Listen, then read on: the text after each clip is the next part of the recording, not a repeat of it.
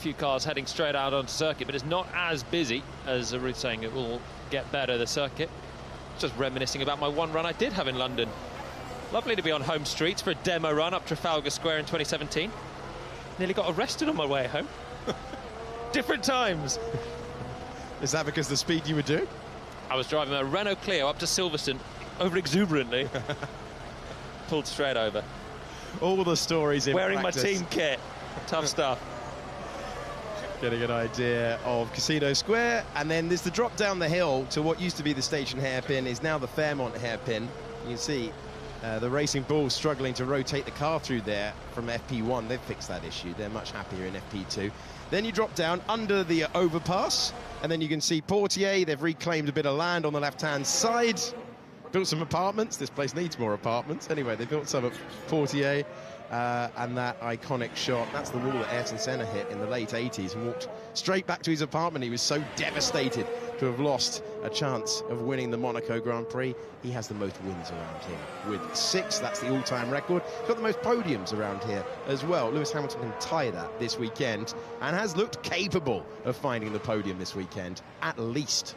Oh, he's well in the mix for a podium, but I think Lewis right now would be disappointed not to win this with the form that Ferrari and the 7-time champ are showing.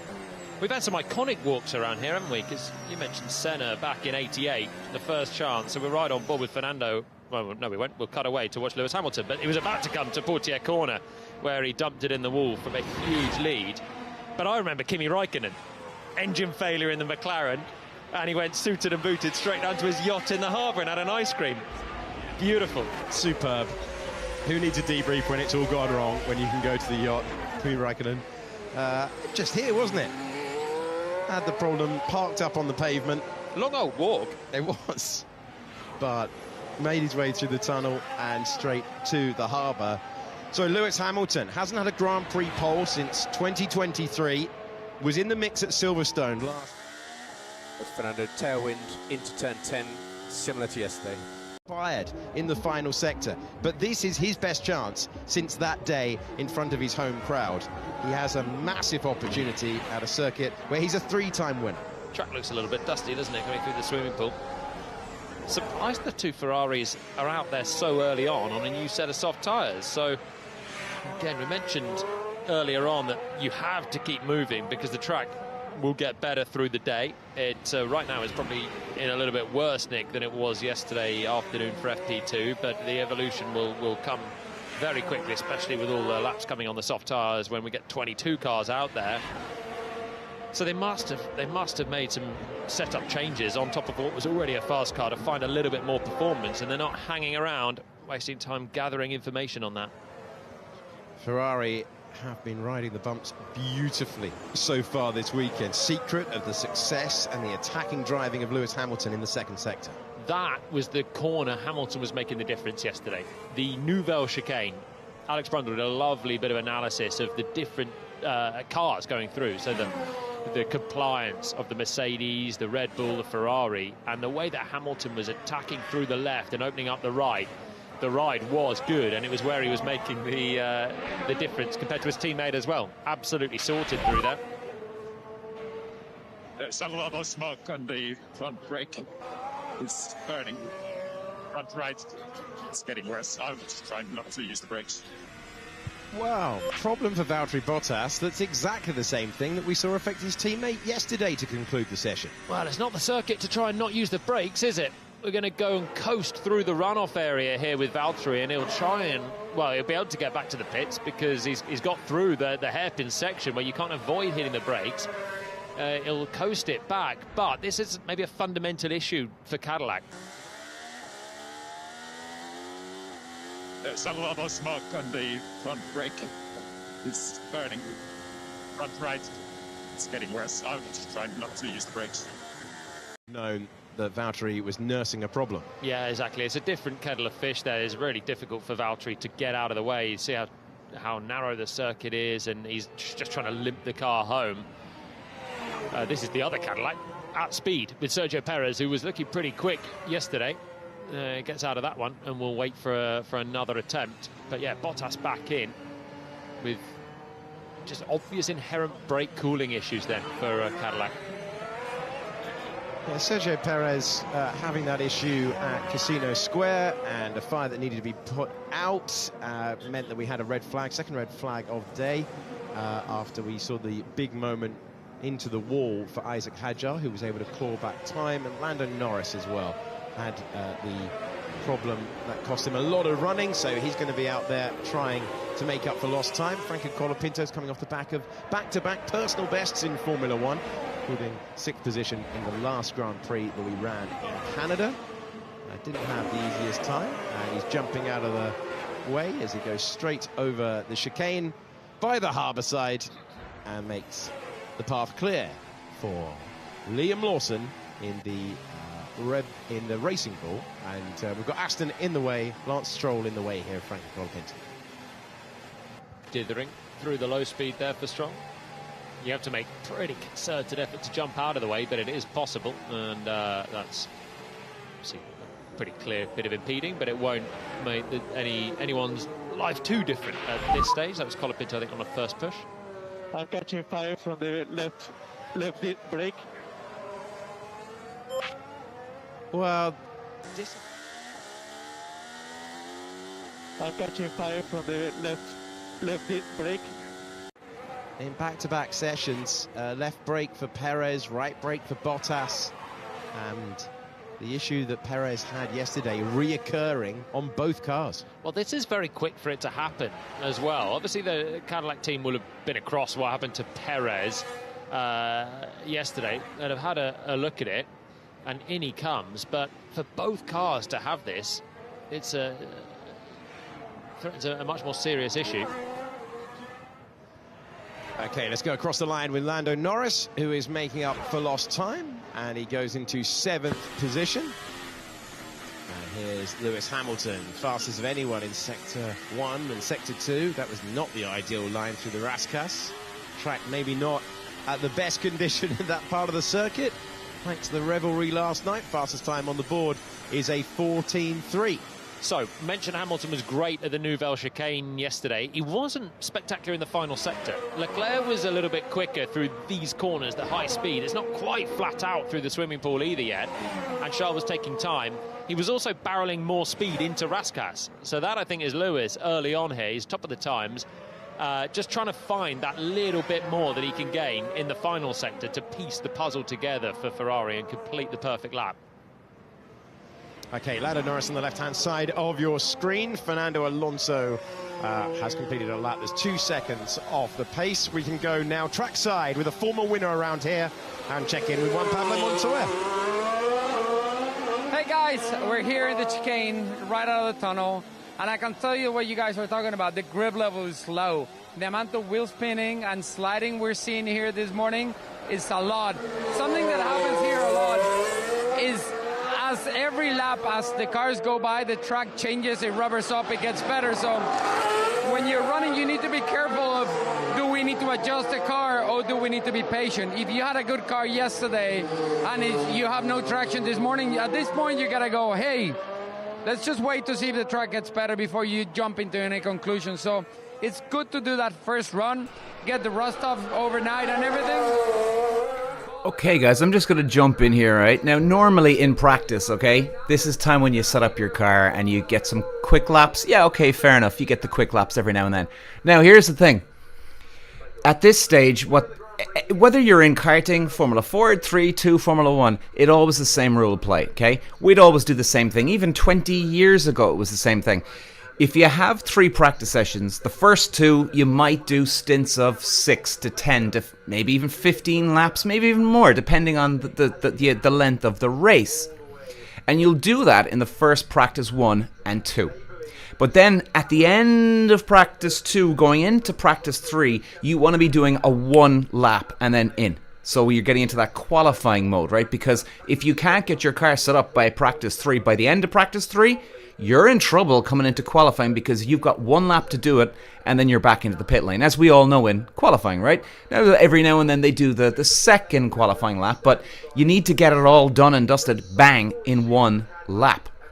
Now, it is surprising, Palmer said it there a minute ago, it is surprising that Hamilton and Leclerc are still going. They're still going. This is practice 3, and yet they've done Hamilton's done 7 laps. Leclerc's done 8. So what this tells me is that there's something that they're not happy with the condition with the car, right? Could be a trillion things, but what it looks like is the car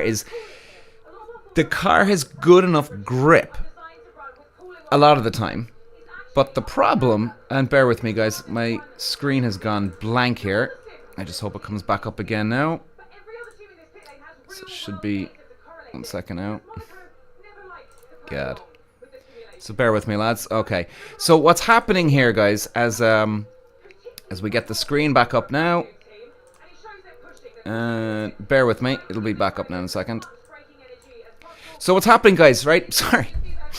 Is they're having a situation where they're lacking grip. Okay?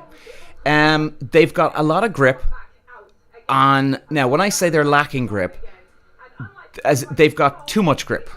I'm probably confusing the whole situation here. In other words, on a cold track where it's slippy, the Ferrari car has grip. Okay? It's got grip in general. And the screen's back up again. My apologies, lads. But then when too much rubber gets laid down, the Ferrari does actually struggle. So it's like they're flying too close to the sun. In other words, you've got a moment where you get too much grip in the car, and that's where the Ferrari starts to drop off the edge. So that's what's happening with Ferrari. So when they're going out now, they're not trying to get in quick laps now, because in qualifying they're going to screw themselves if that happens, because they're going to have to deal with a lot of rubber getting laid down on the track. So what they're trying to do here is they're trying to iron out the problem. They're trying to identify, right, when does the car kick in with the grip, when does it peak, and then when does it fall? So how many laps do we get till we peak and then it goes down? Or does it get even better? Does it stay consistent? So then from there, if it's on, let's say, at lap 7 or lap 8, the car starts to fall off the cliff and it just gets too much grip, and then it actually struggles and it loses speed and time. Then that's their turning point to say, right, guys, we've got to start either stiffening up the car, because we're going to have to sacrifice the first 7 laps for more consistency, going through 7 laps on up to 50 laps. So they're going to be. This is why they're doing these type of little setups here now, as they're out and about. Anyway, let's get back to it. In some of the braking zones, when the battery is at the top of the pack, it means that you're leaning harder on the front brakes, and it could be a factor in why they're overheating for Perez and Bottas. Appreciate the insight. Alex Brundle at Formula One's Media and Technology Centre for us, across all the action, and the action coming thick and fast. Russell now with the fastest time of a 13.9. That is not a huge amount of clearance for Lewis Hamilton, but it's enough. Russell, Norris, Hamilton, the order at the moment. Track cleaning up all the time on qualifying day for the Monaco Grand Prix. The circuit starts pretty grubby on Saturday morning. FP3 time, but we are getting towards the pace from yesterday. 13.0 Hamilton did on a set of softs in FP2. Norris is looking a bit more competitive, looking lively at the wheel through the first part of the swimming pool. He almost clattered the barrier as we threw to Ruth earlier on, as he clouted the curb in the second part of the swimming pool. Did that in his pole lap last year as well, really attacking over the curbs there, and seems happier straight away. McLaren with overnight changes and a car that's working in a more sensible position here. Gabriel Bortoleto saying that he was losing time thanks to the rear of the car into Saint-Devote. That's the corner we're heading to right now, with Charles Leclerc, who's just set the fastest time. Arvid Lindblad reporting understeer in the low speed, which is pretty much everywhere we go around this circuit. And we find ourselves with Charles Leclerc ahead of George Russell. Then it's Hamilton and Lando. So guys, if you've just joined in, welcome. We'll be live now for practice 3 and live streaming for the qualifying later today at 3 p.m. and of course for the race tomorrow. Just a quick update if you've just joined in. Charles Leclerc, this is practice 3. We've got 43 minutes left. Leclerc is in the lead at the moment. Russell in second, Hamilton third, Norris in fourth, Antonelli in fifth. Now they're all on soft tyres. Leclerc and Hamilton have done 11 laps. And the rest of them are pretty much on lap 3, 4 laps. It's a very, very busy track at the moment.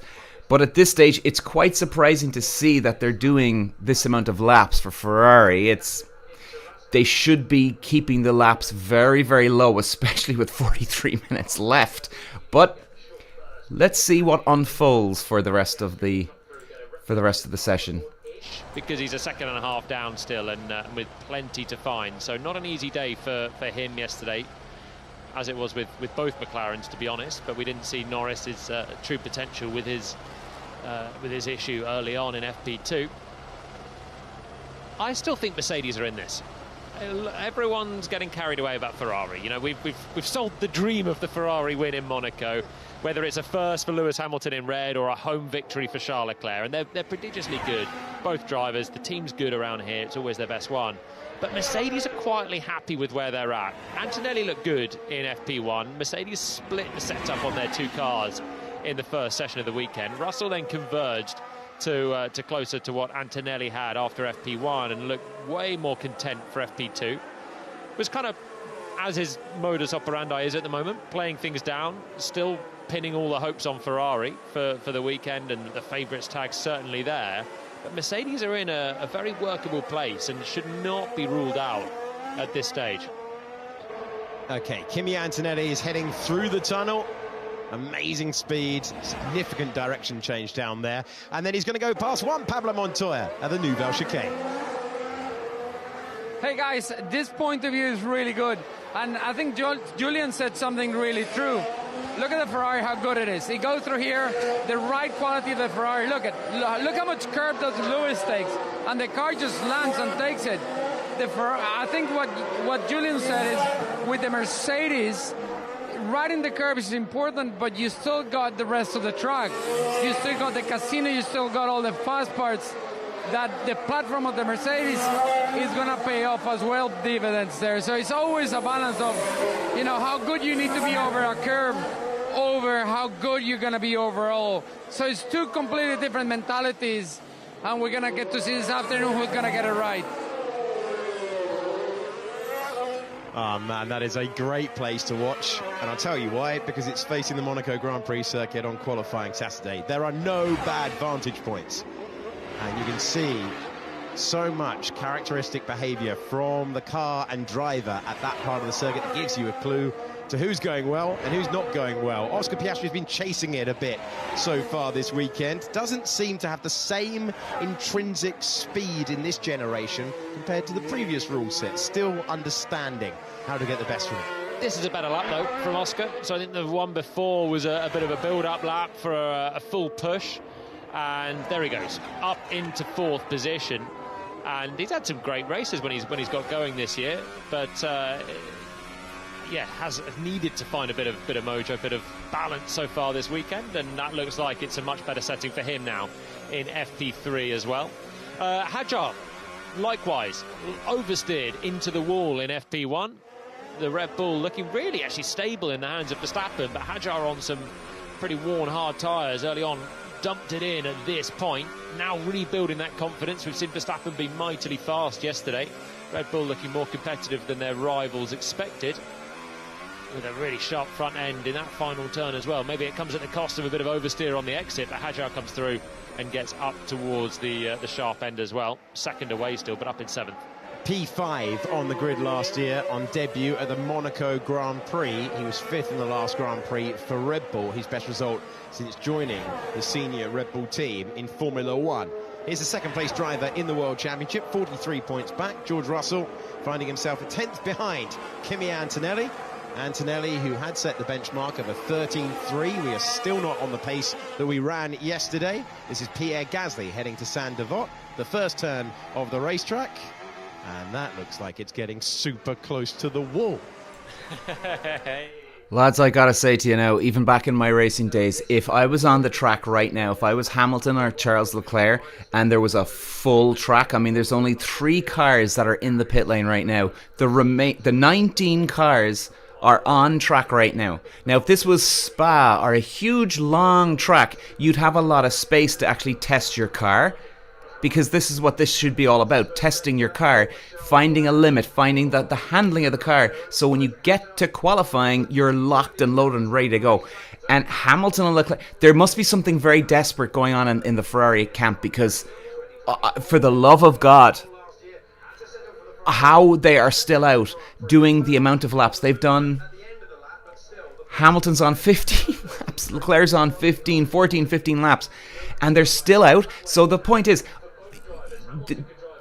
if they're trying to find a setup for the qualifying and race, yeah, sure, but you've got so many back markers now, or sorry, so much traffic now on the track, you're not getting a clear run. You're not getting a clear run to know anything. Now, okay, they could maybe parking, look, lads, forget about the lap times, let's just see what the handling's like. But at the same time, if you're getting held up, well, if you get held up once or twice in a lap, that's okay, because your grip isn't going to fall off. But if you're getting held up so much, the tires are starting to cool down, the car is not at its peak.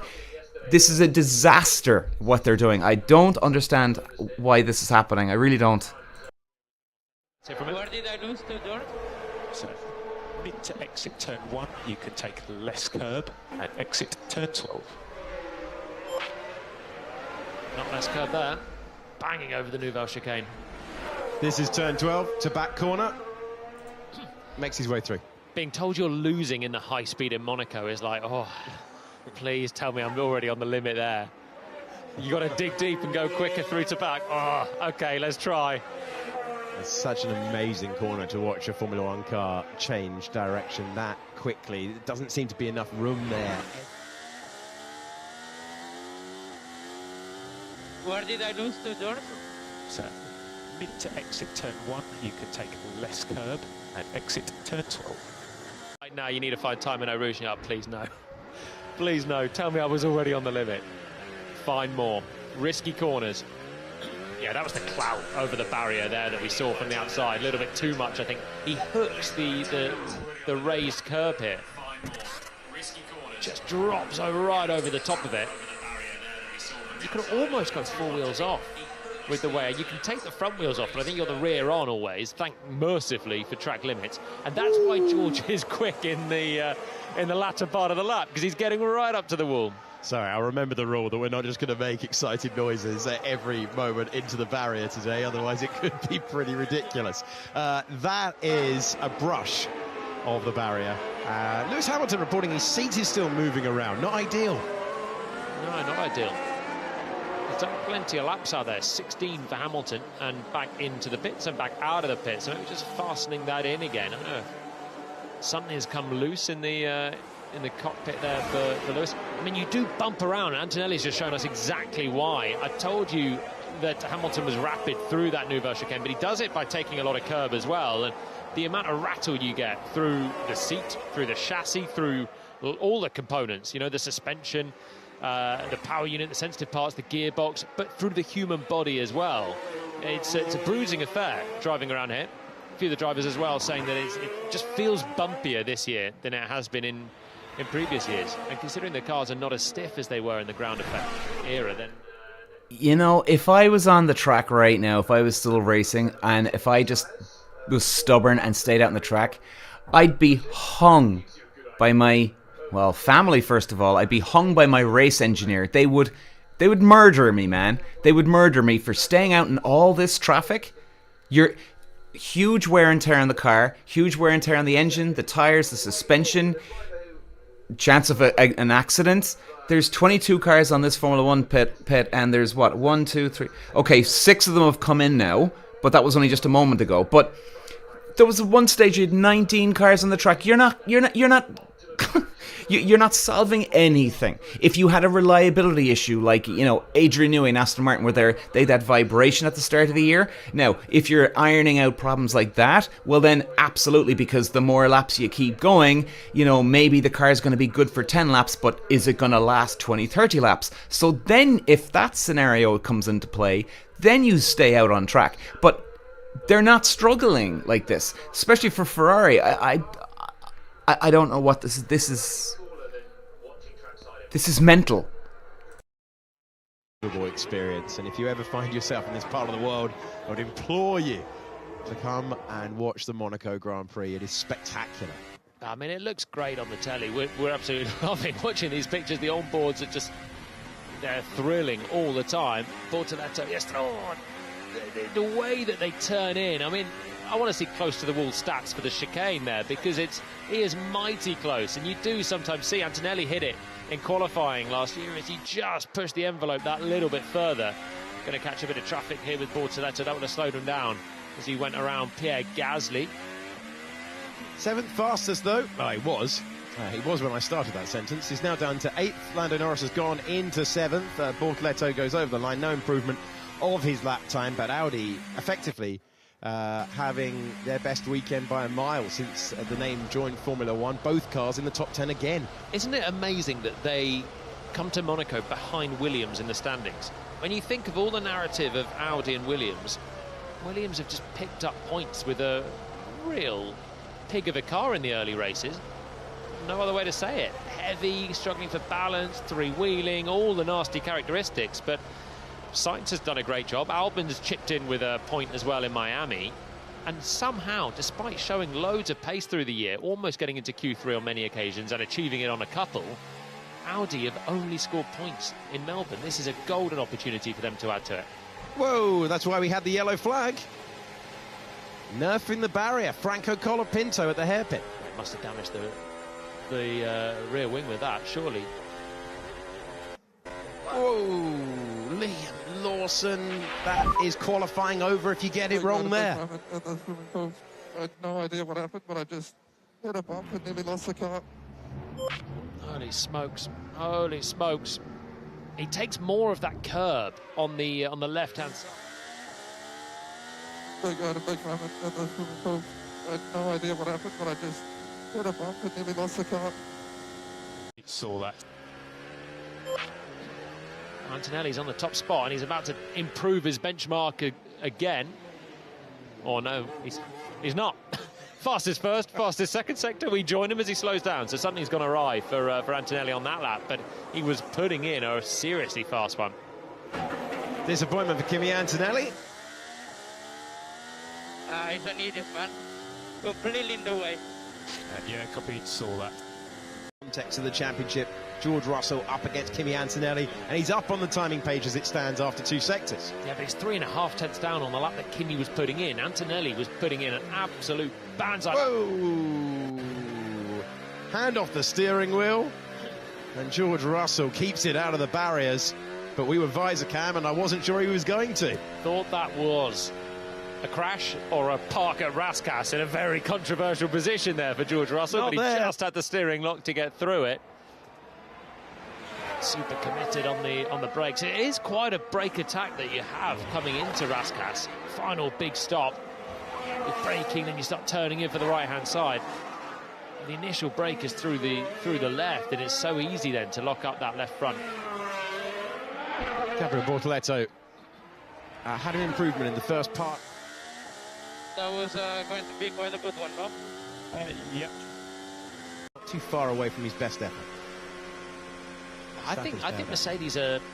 I think they're looking like they are right in contention here, playing down expectations. But Antonelli's lap was going to be seriously strong. Let's have a look at what went wrong. So, guys, just to give you an update, we're halfway through now. We've got 30 minutes left of the hour session. It's practice 3. We will be back on air live streaming today for 3 p.m. for qualifying. Actually, 2:55, 5 minutes beforehand. We'll just do a quick intro and straight into qualifying. But at the moment, the leaderboard stands with half an hour to go. We've Antonelli. He's in first at the moment. Leclerc in second, Russell in third, Piastri fourth, Verstappen fifth, Hamilton sixth, Norris seventh, Behrman eighth, Hadjar ninth, Hülkenberg in 10th. So they're all on soft tires at the moment. They've done a lot of laps, a lot of them, over 10, which is very surprising. I don't know why they're doing it with so much traffic out there, but okay. A lot of them are coming back in now, and this active air. So while we're waiting here for a bit of action to kick off, I was talking about this on my podcast only yesterday, that the fact that they've they've shut down this active aero package for this weekend. I think it's absolutely crazy because it's almost like having a new computer, a new software, and you've got to test the software, right? You need to know what you can do with your software, right? And all of a sudden your boss comes along and says, no, don't bother using it today. And you're like, well, what? Because you don't know the limit of your software. And racing drivers know that there's an acceptance that something can happen to them. So the active aero package, I'll explain just quickly.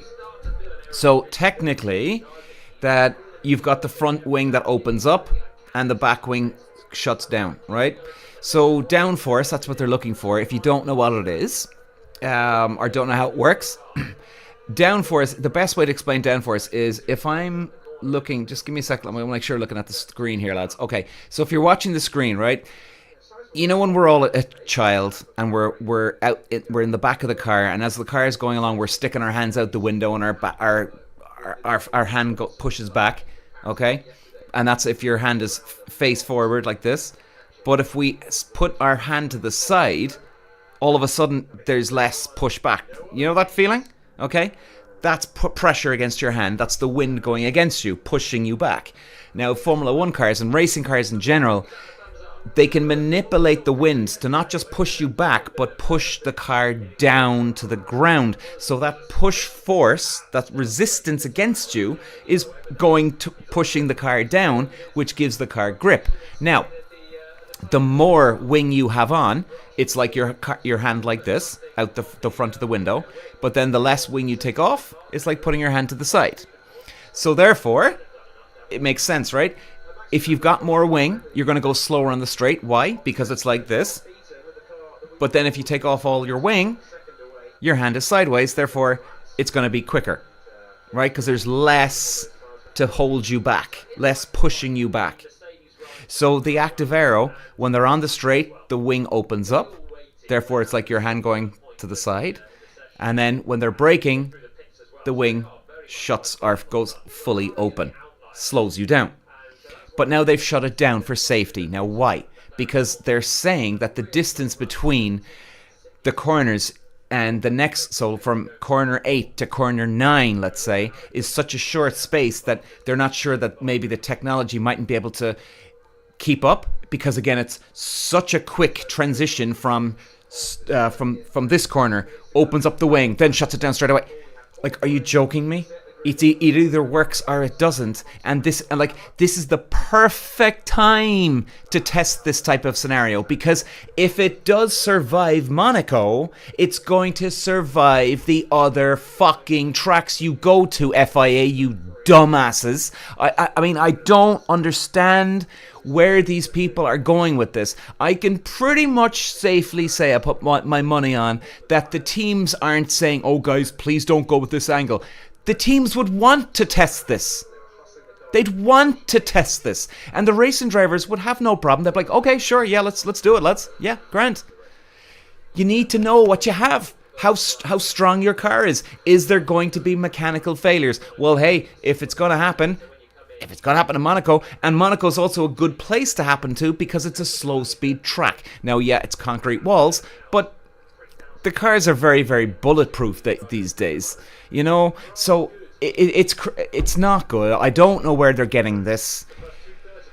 They need to seriously review the FIA and what they're doing, because they're actually holding the sport back. Anyway, back to the action. We didn't see that as a comparison because apparently he went through the swimming pool chicane, and that's why he didn't complete his lap, which would have taken the marker down into the 12s, into the best lap of the weekend so far, and probably put about half a second between himself and Charles Leclerc. Okay, well guys, just as we wait here, there's only about 3 cars on the track and nothing much is going on here. But just a couple of comments here from Julian Palmer now for this weekend. He says, quote, the Ferraris went out in the green, so they would have used more of their tyres when the track was worse. So there's a little bit more in there for them to respond when they've put on their second set of tyres and have their final foray on a qualifying simulation. Yeah, well, they haven't done a qualifying simulation yet. That's the problem here. I don't know what people are thinking this. And then somebody else is saying here, believe it or not, Monaco's not always statistically the most important qualifying of the year. Try telling that to the drivers here, though. Oh, hang on, guys. Something going on. Out on a set of soft tyres. What did we see? Well, as we've got a nice demo from Checo coming through there, we saw the track getting more and more rubbered in. We saw the Ferraris once again being able to take that curb, keep that wheel in line. Both Charles and Lewis looking really strong. Interestingly, Red Bull looked pretty strong, a bit like yesterday, step behind. But the Mercedes, especially Antonelli, was really going for it over here. In fact, he didn't make it on that lap that would have been his fastest. But the car does still look a little bit of a handful. Same story for McLaren, especially Lando's really trying to push the limits to work out what it can do.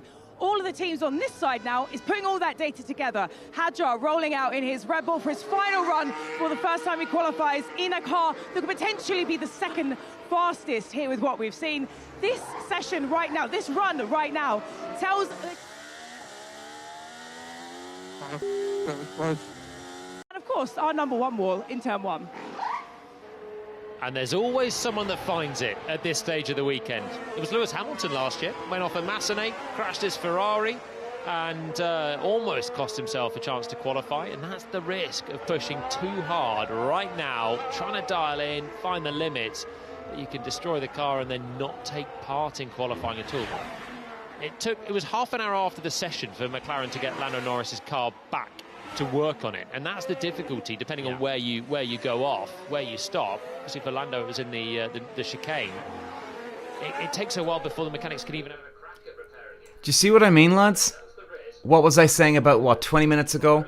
That I don't understand why they're doing so many laps at this stage. Like practice 1, practice 2 is the time where you do long distance stints. You test this, you test that, and then when you get to qualifying 3, now you should be dialed in with the car and making sure you're doing 1 out lap, 1 quick lap, and you're done, because you need to get ready and dialed in, locked and loaded for qualifying. But here's the thing, here we have an hour, we've got crashes, and then what happens now all of a sudden?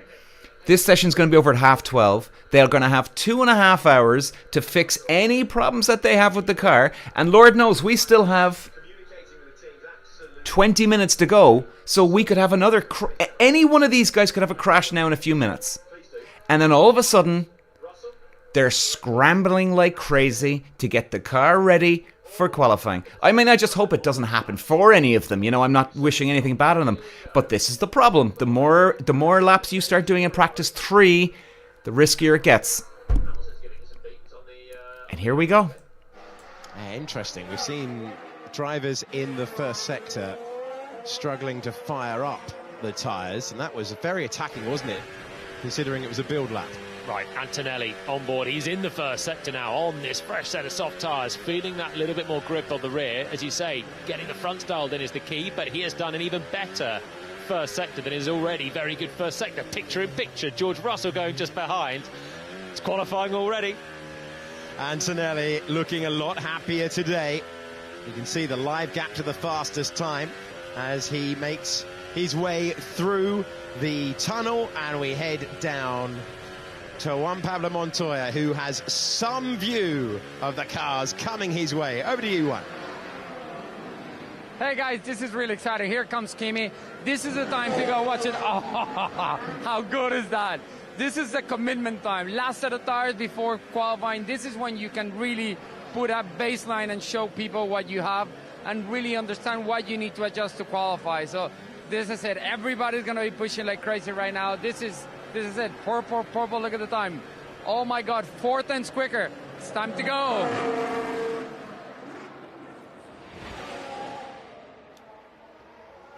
Juan Pablo Montoya knows how to take pole position around this circuit. Charles Leclerc all over the curbs, chasing the time. Four-wheel drifting into the Nouvelle chicane, turning it in, fighting rear and front, piecing a lap together, but it's not on par with Antonelli. But Antonelli left some margin. He's got a 10th to himself in the final sector. Leclerc's not going to find it. He's going to find a load of traffic instead.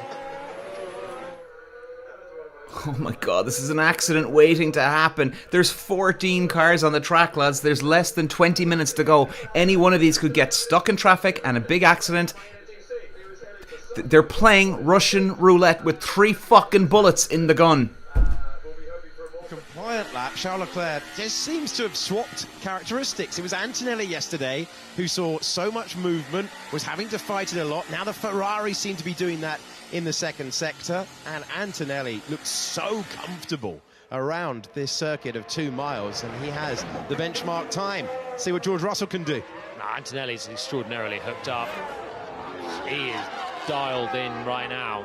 He's obviously found something that's giving him confidence to attack and attack and attack even more. And Russell, there's margin in there for George coming through the swimming pool. We've seen him already brush the barrier up there on the exit. And Kimi was told a couple of areas to work on. Exited turn 1 and coming through to back, and he has worked on it. Fastest first sector by a margin still. Russell bails out of that one, and he is just struggling to find pure pace, isn't he? Just struggling to find lap time in any single sector. Antonelli on the last set was rapid, and he's found a chunk more on this set as well. And as I said, compared to his own best on the first set of tyres, there's still over a 10th in there for him. George Russell coming off the back of his most successful season in Formula 1. 4th in the championship, 2 times a Grand Prix winner, 9 podiums. The question, the task, the difficulty has changed. It's roll up at every Grand Prix circuit this year. Antonelli has taken a quantum leap forward. Let's focus on Lewis Hamilton now. Not close in the first sector. Can he claw back the time? The low speed, it's a fiddle through here as Hamilton jumps on the gas and gets the rotation on the rear axle. Low speed, a bit of a fiddle, but loads of lap time to be won and lost in those corners. Then you blast out, come through the tunnel, pick your line, and then pick your braking point for the Nouvelle chicane. Over the bumps. How much curb do we take? It rides really smoothly, doesn't it, that Ferrari? Carries a lot of speed through there. Let's look at the gap. Has he clawed back the time? Compared now, and more falling away for Hamilton. That Mercedes in Antonelli's hands, mighty in FP3. You almost feel like Antonelli's own worst enemy right now could be Antonelli. He's got so much confidence, so much attack. And right now, no one can match a single sector that he's done. Great lap from Gabriel Bortoleto. Hamilton up to second, but the gap is 0.3 of a second. That is a better final sector than Antonelli on his best lap. It's 300ths away from Kimi's outright fastest. Jesus, lads. Are you looking at the screen here? Can you see the cars going around the track? Look at the amount of spots on that screen. Jesus. Chicken pox. Incredibly at the steer there. And they're being at 3-4. Yeah, it's crazy. Okay, copy. Second position. Very similar time to his teammate Lewis Hamilton. The Ferraris have been evenly matched. Charles Leclerc topped FP1, Hamilton struck back in FP2, Antonelli has taken a step forward in FP3. Russell slows and pushes again as we watch Max Verstappen coming through. Yellow flag on the racetrack in the first part of the lap. We'd suspect that's the first turn. No, it's further at the third part, car in the wall. Oliver Behrman at the third turn, and it's Massenet. It always seems to be Massenet in FP3, and the British driver has hit the barrier. He said he's okay, but his car is not. I think that's a first flyer that he's going for. No, a second flyer on a new set of tyres there. Behrman feeling happy and confident yesterday. Haas on the cusp of the top 10, but they both know, Ocon and Behrman, that they need to do something special to get there. And Behrman's obviously gone out, tried to do that, and clouted the wall. Now, has he managed to rumble down the wall well enough to not damage the car too badly? From the early pictures, it looks like he might have been able to do that. Just rattle down it. Gets Well, there you go. These guys are going to be scrambling like crazy now for a qualifying. They've got 2 hours, 45 minutes to get that car back, shut the garage down, get the car sorted. And even if it's suspension damage, if it's a crack in the chassis, you're going to have major problems. If it's not a crack in the chassis, you're going to have maybe suspension problems. If that's going to be suspension, then you're going to have to replace them all that. Even when you put the suspension back on, they have to align everything back up again. It's a lot of work. And especially for Monaco, yeah, do a quick lap in practice 3. You know, do one quick lap. But at a place like Monaco, where qualifying is so bloody important, the fact that there's so many cars on track at one time, sometimes you've just got to say, fuck it, this is a mistake, I shouldn't be out there, let it go. The car is at a good enough level right now. If we can pick up something in qualifying, yeah, then we can pick it up. But it's too risky at Monaco. Way too risky at Monaco. Because it's so tight, so narrow. If you hit an oil patch from a car in front, boom, you're in a concrete wall. There's too many cars on the track.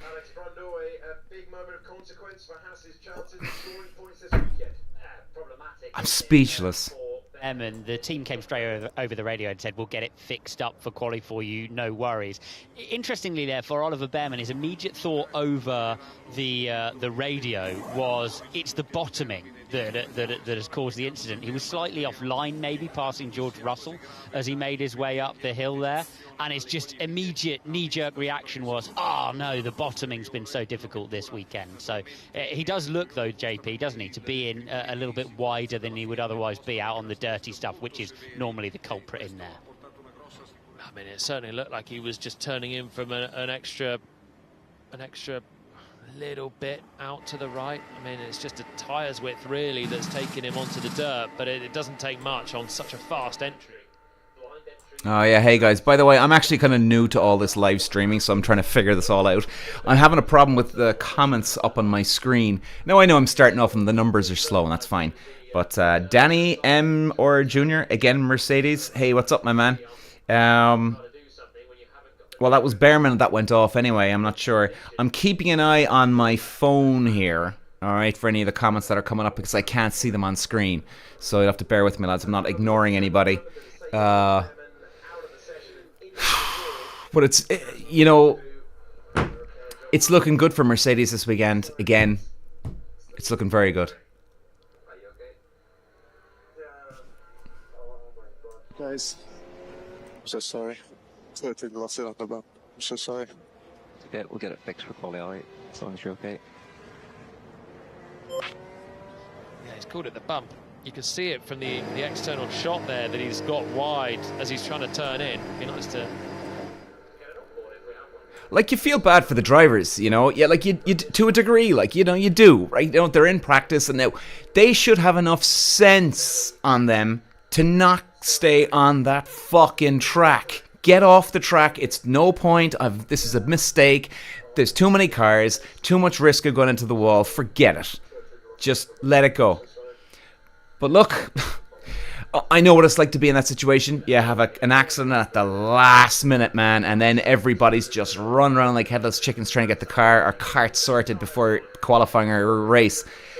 It's stressful. It's very stressful. In fact, Haas now are probably going to have the team, Behrman's teammates' mechanics, come over from their end of the wall, or the garage, to actually chip in and actually get that car ready for qualifying. That happens quite a lot. Incredibly difficult to do that. A little bit of pavement, opens the circuit up right out towards the wall for Portier. Gets a better rotation than he had earlier on at that final part. That'll allow him to jump on the gas. But this is where 3/10 of a gap is really made then, according to that bit of data. Hard on the brakes, late on the brakes, coaxes it in, and then drills it out as well. He is using the new hitter grip perfectly. Dare I say, a fraction of margin that will come even more for him through this part. Whoa, the limit of rear grip. Turning in, that's unbelievable. Through the second part of the swimming pool, that's almost perfect. Barely having to turn the wheel because the car's turning on its own as you turn into that right-hander. Then you can pick up the left and get out of it.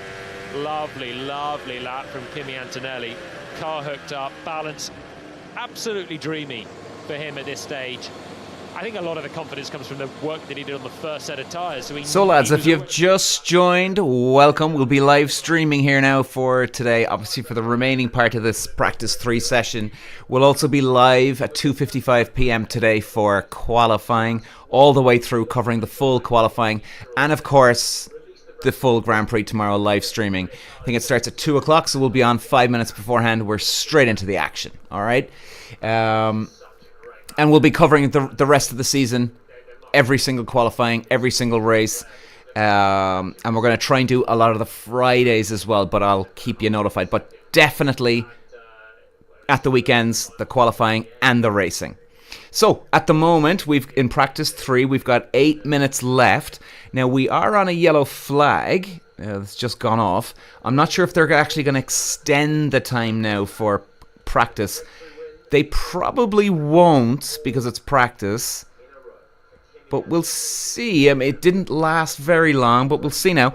But okay, at the moment, Antonelli's in the lead in fastest. Leclerc in second. Hamilton third. Russell fourth. Verstappen fifth. Piastri in sixth. Bortoleto seventh. Hadjar eighth. Norris in ninth. And Hulkenberg in 10th. Now, they're all on soft tyres for the session, so it obviously gives you an indication of where they're going, of course. But Behrman hit the wall if you've just joined on, so they're going to be scrambling now to get that car ready for qualifying. It doesn't sound like there's a lot of damage, so they'll probably get away with it.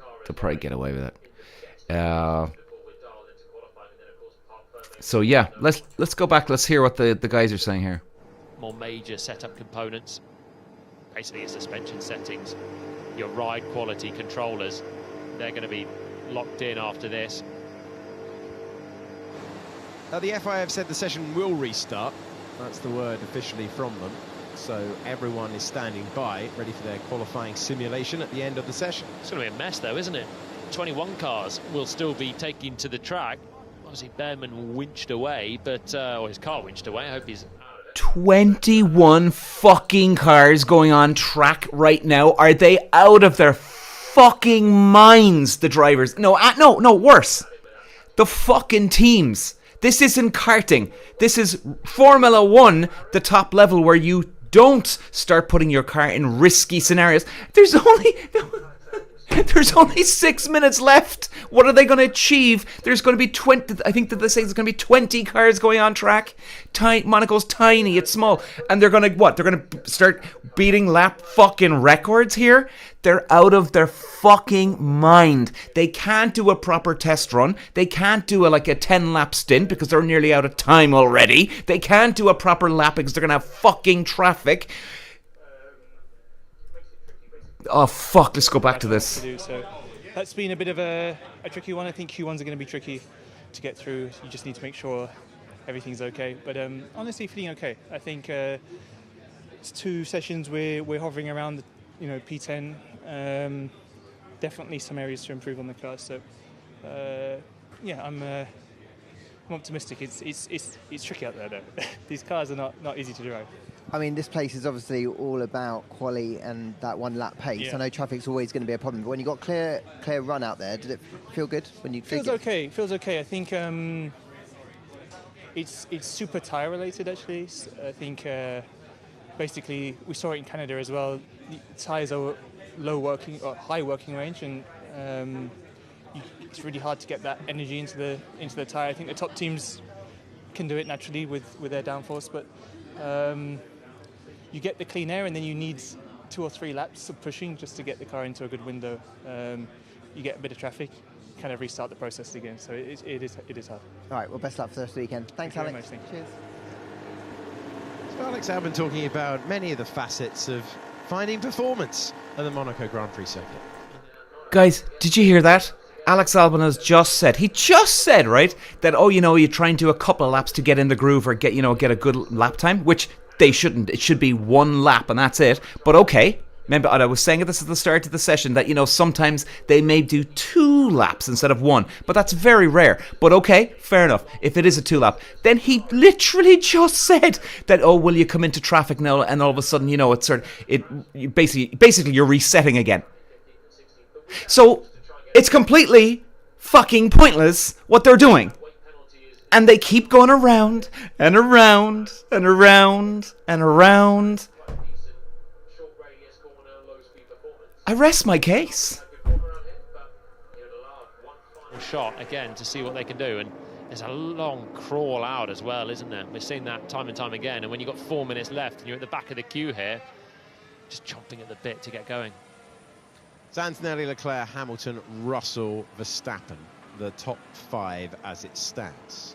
Great view of the corner that created the crash for Ollie Behrman, who's okay, but it's a big rebuild job for the Haas team.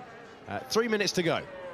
Well, this is just going to be bedlam, I think, for Perez is at the front of the queue. So Checo's coming through the tunnel. More and more cars are starting to filter out of the pits, but we've still got a few of them to come. And then they're going to be making their own gap, getting the tyres into the right window, not desperate to jump on. And yet here they all come, following each other like sheep out the fucking pit lane onto the track. Jesus. Possible for anyone to get a flyer in without, certainly the guys at the front here. Look, there's still the Ferraris trundling out of the pits. You've got the McLarens there. It's just not the circuit where you can jump out of the way of 12 cars on an outlap. Gabriel Bortoleto having another very good session. Hulkenberg putting 2 Audis in the top 10 as it stands. McLaren still playing catch-up with Oscar Piastri on a 13.6. And Lando Norris on a 14.0 tells a story that they're just missing performance. And we go around the Anthony Noakes corner, named for the guy who came up with the idea of having a race here. Been pretty popular in the years that have followed. 2 minutes to go. Does everyone need a build to get the tyre temperature in? Still cars crawling out of the pit lane as we see the space being made. Bortoleto charging up the hill. Anthony Noakes' corner always seems innocuous, doesn't it? You think, like, Rascass, final big one, just get through Anthony Noakes and you're there. Russell was 3/10 off Hamilton's pace yesterday. 1/10 was in Anthony Noakes. These brakes are horrendous. Horrendous. And interestingly, that bit of date. These brakes are horrendous. Horrendous. Gaining that time, and Leclerc having to just absorb a 3/10 loss in the biggest stop on the circuit. Hamilton said on the radio something different about these tyres. So the Ferrari drivers chasing performance from Friday into Saturday, not happy at all with what they found underneath them, and Antonelli has jumped them in terms of pace. And Antonelli stays in the pits, so he's obviously content enough with what he's done, doesn't want to join the melee out there. Can anyone find a sensible lap on the final push, final read into the balance and the feel of things? Max Verstappen, understeer, oversteer, don't think he's got the tyres quite where he wants them. Not sure anyone has at the moment. Benchmark through the first sector is a 19.0 by Antonelli. Max Verstappen did a 19.4 with 30 seconds of the session to go. Gabriel Bortoleto was pinged for track limits at the chicane, scampering over it.